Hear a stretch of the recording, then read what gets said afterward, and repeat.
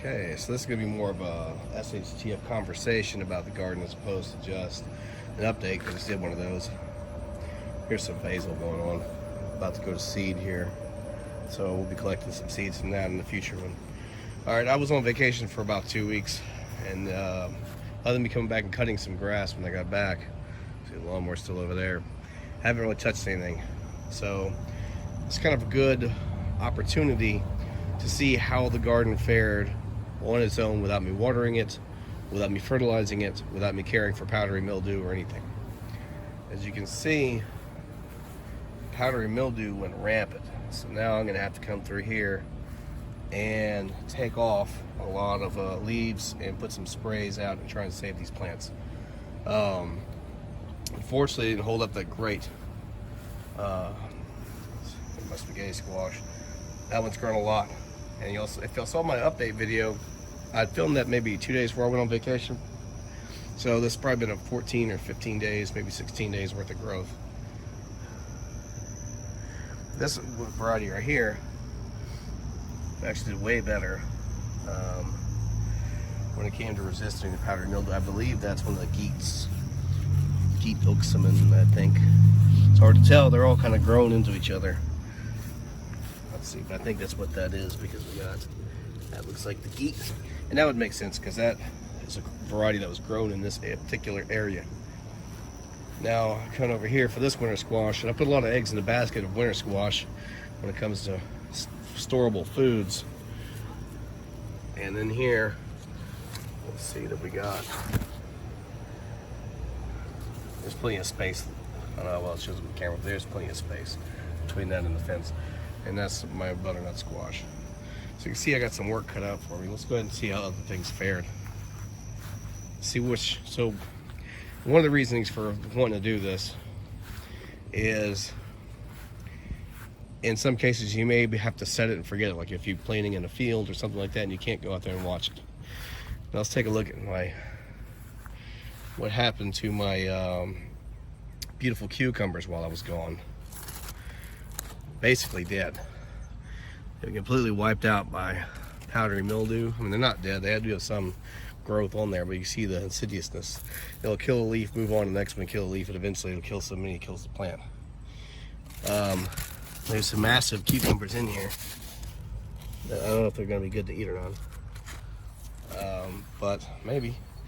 This one, I picked all the cucumbers and everything before, and peppers and all that before I left. So this has gotten pollinated, grown, and it's almost, this one right here could probably save seeds from it, so yellow and mature. The little spinies are just brushing right off.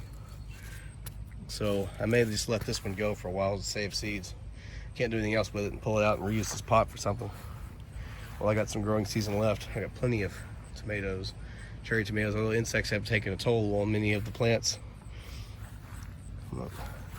Got me a nice little patty pan.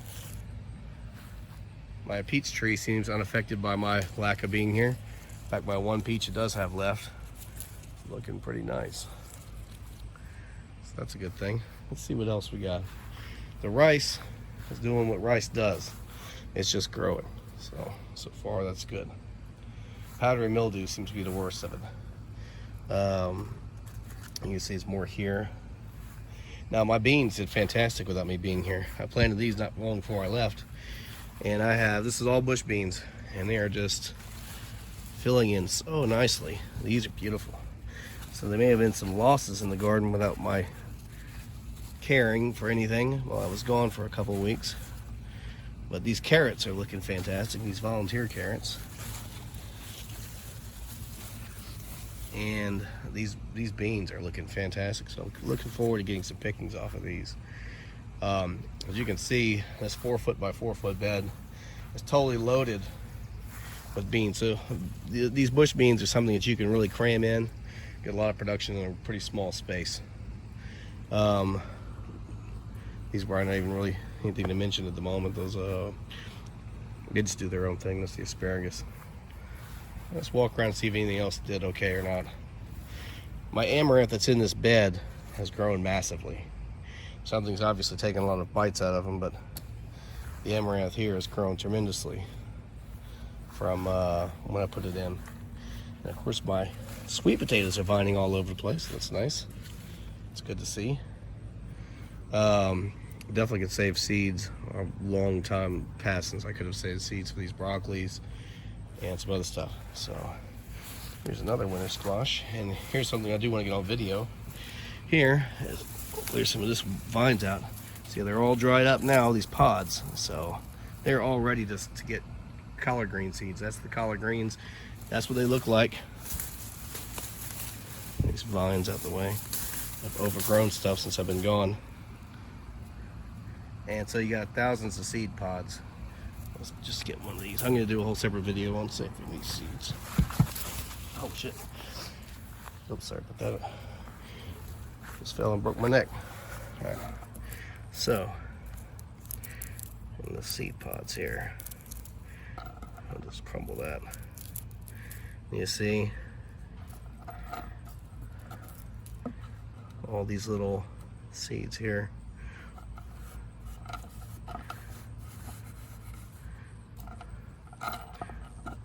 Falling down into my screw set here that I've left out to rust. As you can see, all those little ones here, all collard green seeds. Now that was 1, 2, 3, 4, 5, 6, 7, 8, 9, 10, 11, 12, 13. All right, 15, assuming I didn't lose any that rolled down there from one tiny seed pod. That thing's got thousands of them on there. So, or at least hundreds. Man, it's gotta be thousands. There's a lot of the things, a giant bush of seed pods. So, all the seeds I could ever want for collard greens. So once I save that, I'll save a Ziploc bag with a ton of those at the bottom of it or something, right on there. Maybe put them in a jar or something like that on them. There's the same thing as far as oops, I just broke it open and lost some seeds, but I'm not too worried about saving seeds from these guys. But this is those are seeds from draw a blank. It's that's spinach. Yeah, sorry, there we go. You know, I don't do a lot of video editing, so all my ums and ums will be in there. All right, so walking through here, like I said, I picked everything clean before. And then why do I have a cucumber looking vine in this? Is that a cucumber? That is a cucumber. Oh, this vine that was in here, I thought was something else. I let it go. But hey, while we're in here, I see I've got white eggplants. There's one down here. There's one right there. So even though they gotten massacred when it comes to their leaves being poked full of holes, they have produced. Well, that was gone. There's a couple more of the purple eggplant. Inside of here, there's peppers galore in here. And I picked all of these before I left. So in the 2 weeks I've been gone or so, there's a ton more peppers.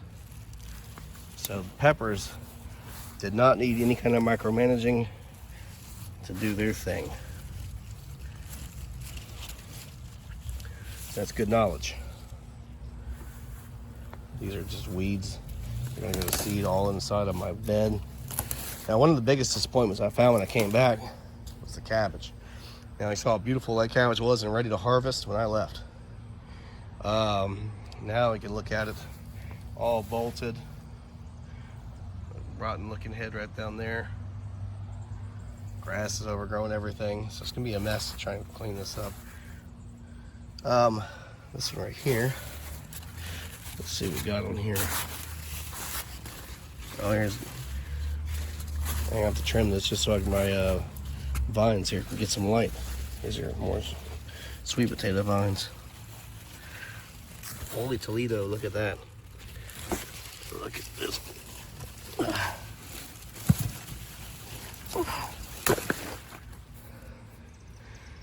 There's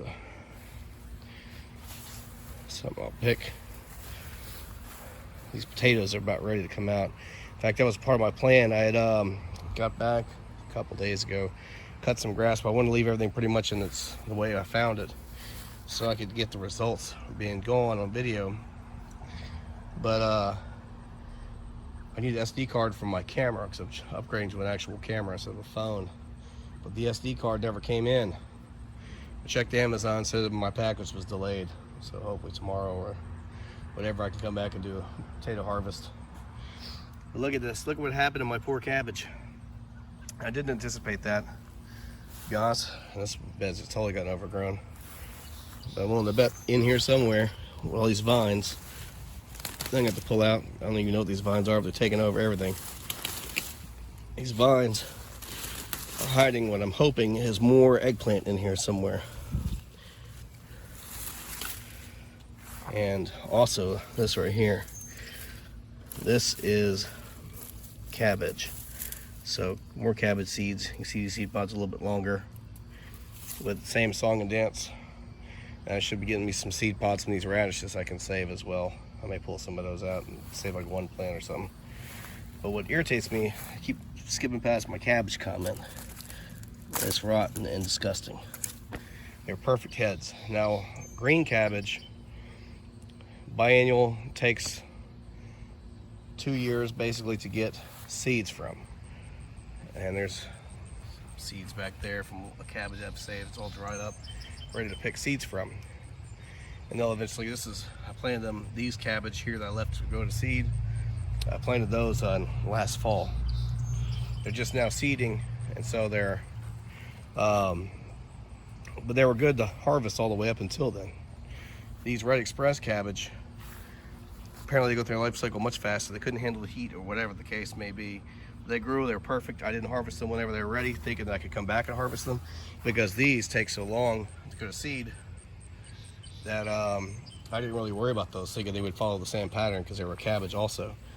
Note to self, massive difference of varieties.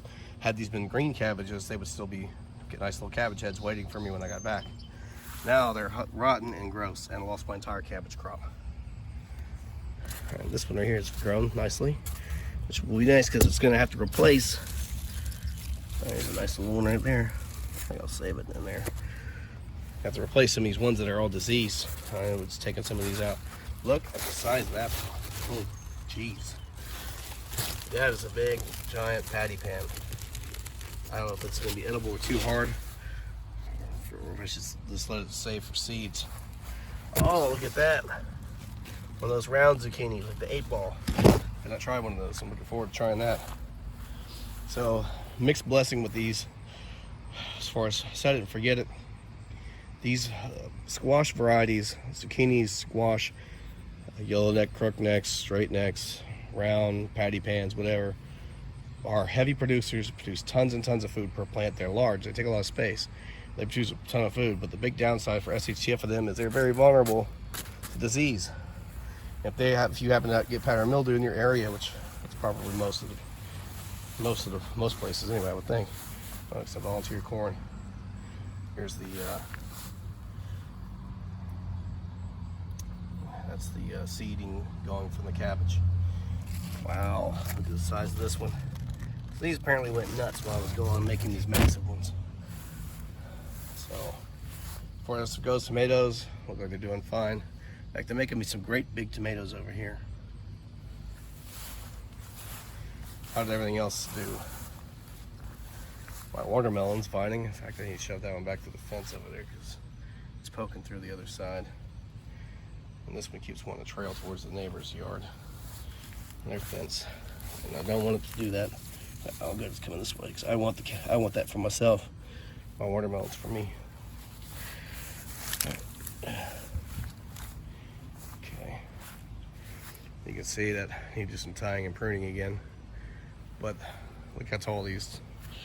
And of course, this is what I wanted to get to in the video as well, but I like to use my camera if possible so I can hopefully put on a tripod. But these are ready to come out. So I can pull out these potatoes and plant the Yukon Golds. Hope there's still enough time left in the season. You see, I even got it set up, unboxed, put my harvest in, and my seed potatoes. All I need is the camera. There's some big old nasty ones in there. These things are, now I say nasty, I mean it is good. These things are delicious. These right here, I tried one the other day.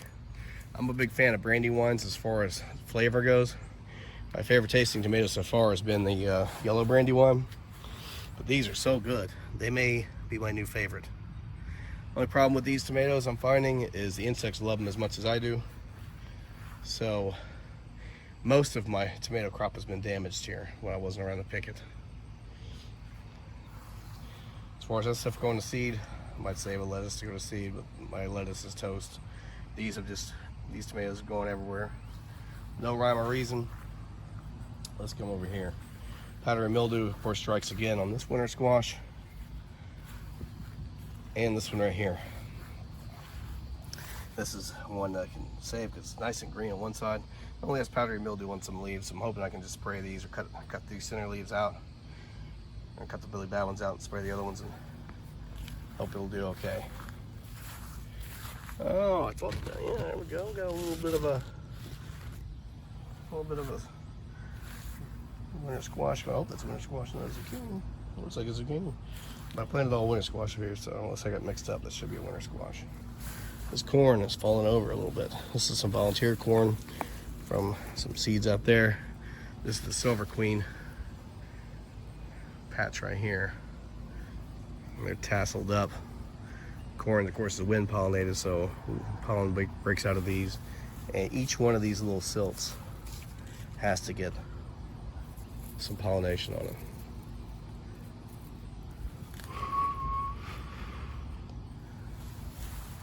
Why you have to have them so packed in there. And of course the other corns of miscellaneous packs I had, or old packs, or packs I found at Dollar Tree or wherever. On my Three Sisters method that one didn't do so hot down there. A lot of these corns are not doing super great either. But if I get a few cobs here and there, I got so many of them that I should hopefully get some stuff. Now I planted these at the same time as ones in the garden bed, these amaranths. And they are just pathetic. Just didn't, my amaranth, I had visions of getting all kinds of giant amaranths and huge grain harvest and have the edible leaves and everything. I could maybe try and cook up like some spinach one day and see if it tasted good.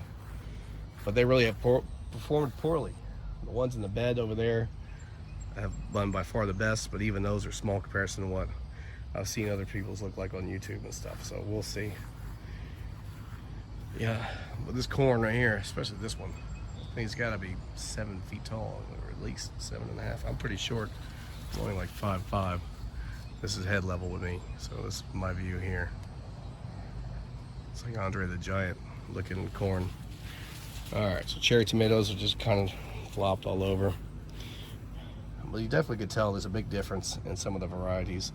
Like this variety right here, it's not nearly so affected for the powdery mildew. Which brings us to the discussion of hybrids versus heirlooms. I don't remember what all squash are planted where, so I can guess at which ones these are, but if I see the fruit, I should be able to tell which ones held that back against the powdery mildew the best. Obviously you want to have some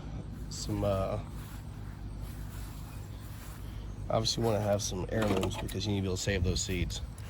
But I would definitely say that having some hybrids that are resistant seeds in your stash, especially if you have a couple of packs, a few packs of them, and the packs last, you don't have to go back and buy seeds every year. You can, the seeds will still stay viable. They'll lose viability over time, but you can figure that even if you get 80% viability out of a seed pack 2 years later, I mean, if you got a whole seed pack that's got 100 seeds in there and 80 of them still work, that's plenty. You could still use those for a couple of years and have some powdery mildew resistant varieties. This is pretty bad in here. Where these are at, I'm hoping I'm getting some actual fruit in there. This is terrible for powdery mildew. Hopefully I'm actually getting something. That'd be a huge disappointment. I can't go on vacation because my garden's gonna need too much. One thing about this one, and when it came to SHTF, this is about the only one I actually did anything with when I got it back. It was basically dead. I looked at my ground cherry. Of course, I wanted to save all those ground cherries you see accumulating down there, so I could try to make some jam out of them or preserves or something if I have enough from one plant. They're kind of a superfood, so they're good for a nutritional value. They have a sweet/tart flavor I personally like, although I have a handful of people that's tasted them, which is not very many. So far, us guys seem to like them, and all the ladies seem to not like them. So it's kind of anecdotal, but eating my leaves. But there you go, as far as that goes. So the one hand, having a quote-unquote superfood that's somewhat of a treat might be nice to have.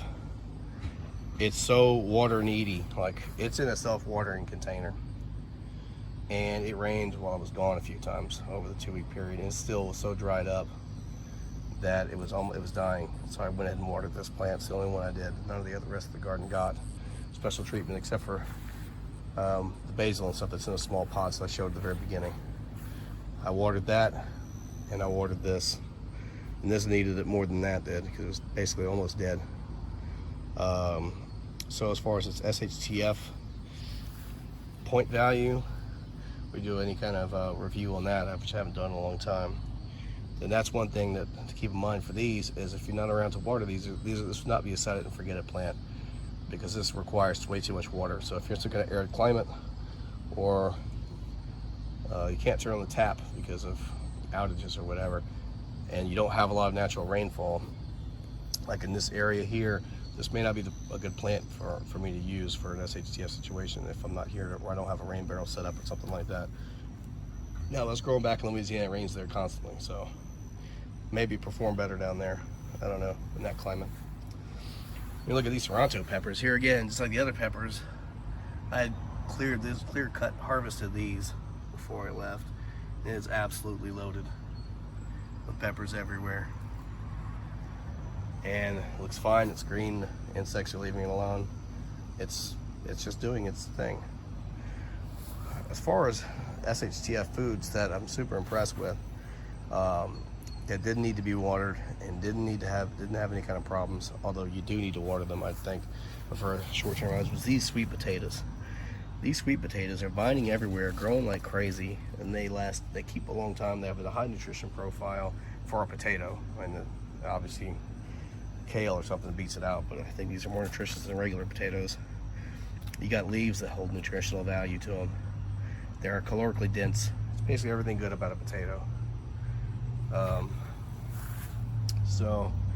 And they store for a very long time, as long as you let the skin dry out totally. I put them in I let them out on the counter, what I do with them, and let them dry.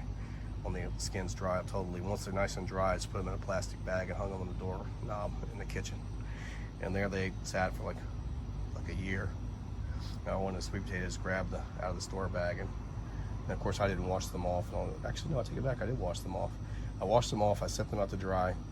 Once they were fully dry for like a day or two, I put them in a shopping bag, plastic shopping bag, and hung them on the door. And they sat there for like a year, occasionally getting a potato out of it. That's where these have come from. One of those potatoes is the ones I grew the slips out of that are over there. So they're nice and impressive. Now, I have to say, if they don't get adequate watering, it's too dry all summer long, then you basically will get leaves and not potatoes. So I'm hoping that's not going to be the case this year. All right, so I finally got around to planting these guys. These were the raspberries, and they did really well. And look at these pots. These are Dollar Tree pots, bigger Dollar Tree pots. And the size of that, even comparison to my giant squash. These are the biggest pots I've ever seen in Dollar Tree. Now, moving right along over here, these are delicatas. I do recognize this because these have the whitish patterns on the leaves to begin with, and they've just been totally consumed by powdery mildew. So hopefully I'll still get some squash out of them. And over there, remember enough, you got this part right here is like the worst patch of powdery mildew in the whole garden. And right over there is nice and green with no powdery mildew on it, or very little. So I got a lot of work to do because I got to finish cutting grass and cleaning this place up and pulling these stupid vines, ivy or whatever this is, it's taking over things. And I'm going to need to harvest those potatoes and replant, see what kind of stuff I get off of that. I was hoping to do that for the video instead of the walkthrough. But I did want to show what happened when the garden was left unattended. My garden was growing great, beautiful. Now it's on the ropes in some areas. But even if I say I just take these cucumbers out, I may do that and just not have any cucumbers other than the ones I've already picked, or plant some new ones. But these pots can still be used for something else. Although I think I'm just going to get some seeds out of these, and that one I'll probably just pull out altogether and maybe put something else there. I got tons of cherry tomatoes, so I need to do some canning. And I may start some more squash and pull out the ones that are all diseased. But some of the stars of the show is the potatoes, both sweet and normal, and these beans are absolutely beautiful. And of course, I do have a nice healthy squash one. The rice, not affected by anything, so that's another clear winner. But basically, the squash plants have really taken a hit when it comes to food production. I love the peppers. I love the fact that they're so resilient. But let's be honest, because SHTF, you can't survive from eating banana peppers or even any of the hotter varieties I have growing in here. Although I am happy that I've got some eggplant. So eggplant did pretty well, although they were consumed a lot by insects. Not the eggplants themselves, but the leaves. The powdery mildew is terrible. So that would not be a set it and forget it plant. Corn is doing well. Rice is doing well. Beans are doing well. So some things that are a loss is cucumbers, basically cucumbered family of plants. Squash, zucchini, cucumbers. And that's pretty much what really took the beating. All the rest of the stuff seems to be doing pretty well. One that right now you can still go to the grocery store, you can still survive, you can still eat. So this is a garden that is producing food for me to can, for me to eat fresh, but I don't have to rely on it right now. But this is a good time to learn a lesson. So if all of a sudden the grocery store were to shut down and I had to start living off this garden, I probably would X out this plant right here. This, much as I love my ground cherries, if I had any space, it's maybe stick it in the ground somewhere if I had room for one somewhere. But that would be basically cut out because that's a self-watering container. I could put something else there. I could put whatever that was there. I could maybe put sweet potato in that or something else. I got these big giant containers here. I could do a squash or a zucchini or something in these big containers because they are space hogs, or another fruit tree or something else, anything else, tomatoes, potatoes, something that's going to give you some hardiness to eat off of. So like this guy right here, or that one. Oh yeah, I didn't go back to this one. I think I'll wrap up at that point. This is going to be a long video. Let's figure out have an SHTF conversation while I walk around the garden. Look at this, and I went back and showed this video, this one in particular. This is my big zucchini. This update video, how it had a leaf that had powdery mildew on it. I had to take it off before it destroyed them all. Hey, well, there's a good example of squash bugs. There's little baby squash bugs and their eggs. Let's snap this off. Throw it in the alleyway or something. I don't want these bugs getting anywhere in my area. But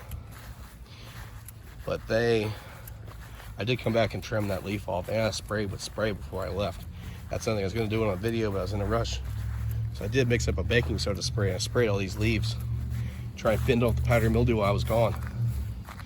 Didn't work.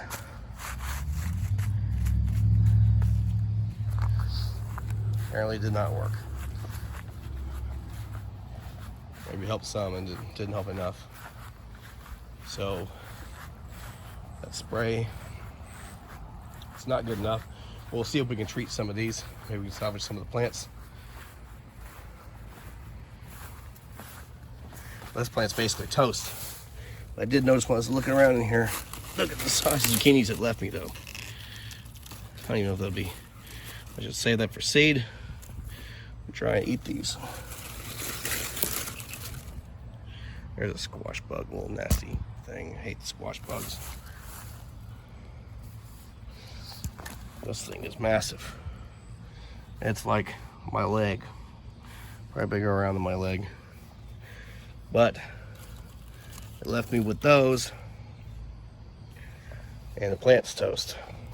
There's nothing salvageable about that, so that's gonna be one that's to come out. Maybe I can plant another zucchini there or something else. We'll see. But anyways, that's gonna be it for this walkthrough. It wasn't intended to be a walkthrough. It's supposed to gonna do, like I said, harvest those red potatoes I got. I think they're red Pontiacs. And put my Yukon Golds in. But I'm trying to hold out so I can actually get the camera, so that I can maybe put a tripod or at least have a benefit of a camera instead of a phone.